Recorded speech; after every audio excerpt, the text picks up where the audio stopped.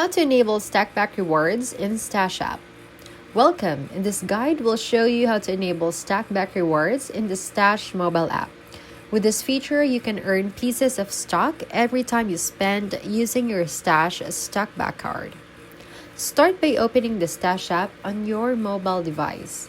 Make sure you are logged in to your account so you can access the card and reward settings. From your dashboard or home screen, find and tap on the section labeled Stackback Card. This is where you can manage everything related to your debit card. Next, look for Stackback Rewards toggle or activation button. Tap to enable it. You might be asked to accept some terms and conditions, so go ahead and confirm to continue. And that's it. Once enabled, just use your Stackback card for purchases. Each time you spend, you'll earn a small amount of stock, usually in the company you purchased from, or a substitute investments. You can track your rewards in the app under the investment section. Keep in mind, not every purchase will qualify, and rewards are subject to Stash program rules.